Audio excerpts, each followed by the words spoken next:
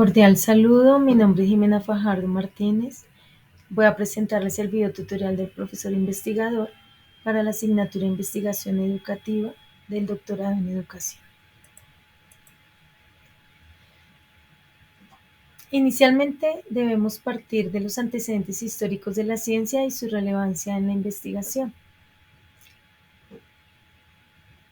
Vamos a ver que la naturaleza misma del ser humano, donde su curiosidad es innata y la búsqueda del conocimiento es inherente a este, y es por ello que en el transcurso de la historia de la humanidad se han destacado figuras de acuerdo a sus aportes en la ciencia e investigación, como por ejemplo Aristóteles, nacido en la ciudad de Estagira, al norte de la antigua Grecia.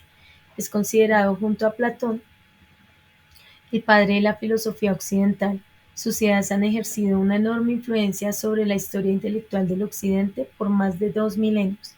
Anaxímenes, quien fue un filósofo griego, discípulo de Tales de Mileto y de Anaximandro, coincidió con Anaximandro en que el principio de todas las cosas es infinito. Galeno de Pérgamo, más conocido como Galeno, fue un médico cirujano y filósofo griego en el Imperio Romano.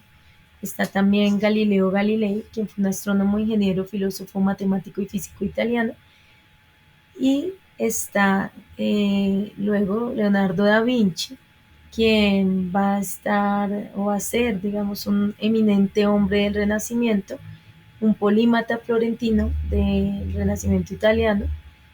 También en esta época está Nicolás Copérnico, astrónomo polaco-prusiano del Renacimiento, que formuló la teoría heliocéntrica del sistema solar concebida en primera instancia por Aristarco de Samos. Entre otros más aparecen allí. Sin embargo, es en estos dos últimos personajes en donde hace énfasis el autor y filósofo Agustín Domingo, refiriéndose a ellos como dos figuras importantes en la ética de la investigación. Es aquí que Karl Jasper hace un análisis de los aportes de Da Vinci y dentro de él plantea, abro comillas, que aceptemos el feliz regalo de su mirar, de su investigar y de su existencia no significa que lo hayamos de seguir en todo lo que respecta a su forma de vida y su personal filosofía, cierro comillas. De otro lado está Copérnico y el giro copernicano que da en la ciencia un vuelco total. Es por ello que Thomas Kuhn, uno de los historiadores de la ciencia más importantes del siglo XX, dedica un libro para mostrar al alcance del giro copernicano en todas las áreas del conocimiento humano, a lo que le llamó la revolución copernicana. Y en él nos recuerda la provisionalidad, la historicidad y el dinamismo de la investigación científica. Es en esa medida donde vamos a encontrar diferentes teorías y corrientes filosóficas que incidirán en la investigación y por ende en la ciencia. Entonces veremos que se pueden clasificar en el empirismo, pudiéndola definir como la teoría filosófica que enfatiza el papel de la experiencia y la evidencia, especialmente la percepción sensorial, en la formación de ideas y adquisición de conocimientos sobre la noción de ideas innatas o tradición. El materialismo dialéctico, que es una corriente filosófica que define la materia como el sustrato de toda realidad, sea concreta o abstracta. El positivismo, teoría filosófica que considera que el único medio de conocimiento es la experiencia comprobada o verificada a través de los sentidos. En la fenomenología, Husserl cita en Brennan 1999 esta como el estudio de los fenómenos tal como los experimenta el individuo, con el acento en la manera exacta que un individuo se revela en sí a la persona que lo está experimentando en toda su especificidad y concreción. Y encontramos también el estructuralismo, que es una teoría y métodos científicos de diversas ciencias humanas, como la antropología, sociología, que se basa en el análisis de los hechos humanos como estructuras susceptibles. Y por último, en este esquema encontramos el constructivismo, que es una corriente pedagógica basada en la teoría del conocimiento constructivista, que postula la necesidad de entregar al estudiante las herramientas necesarias que le van a permitir construir sus propios procedimientos para resolver una situación problemática, lo que implica que su idea o que sus ideas pueden verse modificadas y que él va a seguir aprendiendo. En cuanto a los valores e intereses en la investigación, vamos a citar aquí a Heidegger en Domingo 2018, que establece que el mundo de la investigación científico-técnica no puede construirse de espaldas al mundo de la vida.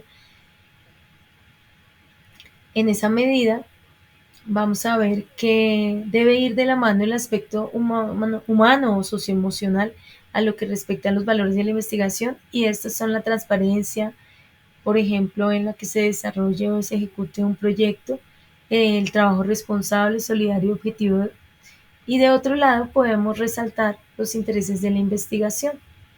Como intereses encontraremos el emancipatorio, que por su parte se caracteriza en no limitar o saber o comprender, sino que busca la acción concreta para cambiar la realidad, generando un conocimiento crítico social. Está también el técnico y el práctico. El interés técnico, según Habermas, que formula una conexión entre reglas lógico-metodológicas e intereses del conocimiento en las ciencias empírico-analíticas, histórico-hermenéuticas y crítico-sociales. Y en el planteamiento de las ciencias empírico-analíticas encontramos a las físicas y a las naturales, que predomina un interés técnico. La acción racional con respecto a fines caracteriza una investigación enfocada a la predicción y a la acción técnica.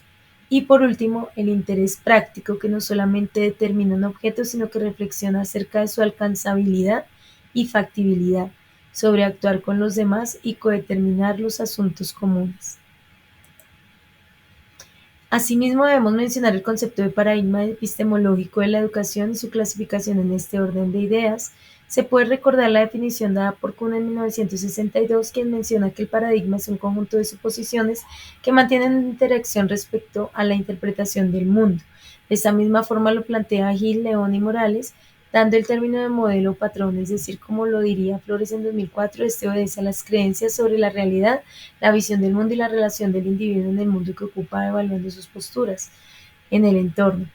Existen diferentes paradigmas, pudiéndose clasificar estos en paradigma positivista, que según Ramos 2015 sería el origen del paradigma y hace parte de la investigación cuantitativa, al igual que el paradigma pospositivista, según Flores 2004, se caracteriza porque en esta la realidad no se puede totalmente ser aprendida. Está también el paradigma sociocrítico, el cual parte de la teoría sociocrítica y pretende superar el positivismo y el reduccionismo. Se posiciona la reflexión y la emancipación social como respuesta a las hegemonías y las formas de dominio. Encontramos también el interpretativo, el cual asume una realidad múltiple y dinámica en permanente construcción, y del paradigma constructivista, que asume que el conocimiento es una construcción mental, resultado de la actividad cognitiva del sujeto que aprende. Concibe el conocimiento como una construcción propia que surge de las comprensiones logradas a partir de los fenómenos que se quieren conocer, y estos últimos hacen parte de la investigación cualitativa. En cuanto a la relevancia de la ciencia en la práctica educativa, citando a Vega Rodríguez, quien plantea que la importancia de la investigación desde el rol docente, en donde sea pertinente que las diferentes didácticas permitan intervenir en los procesos de clase, podemos entonces vincular esas prácticas pedagógicas innovadoras que permitan llegar a la hermenéutica, y donde el estudiante articule la parte teórico-práctica, donde pueda generar ese liderazgo y empoderamiento y se trabaje sobre un currículo contextualizado. Obviamente todo esto dentro de un marco de un proceso evaluativo que permita llegar a mejoras. En cuanto al profesor como investigador científico, podemos establecer algunos aspectos de los mencionados por Jaspers, en donde el docente siempre va a estar en contacto directo con el propio proceso del conocimiento. Va a ser quien oriente la formación del espíritu científico e innovador en sus estudiantes, va a generar esa investigación, enseñar desde su propia experiencia, a tener un proceso secuencial de desarrollo del saber en su práctica, y se caracteriza por ser un intelectual reflexivo y crítico empeñado en transformar su propia realidad, comprometida con el mundo de la vida.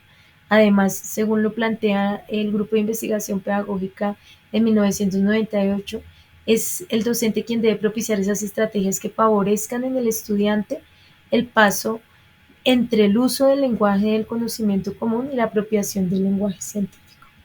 Muchas gracias.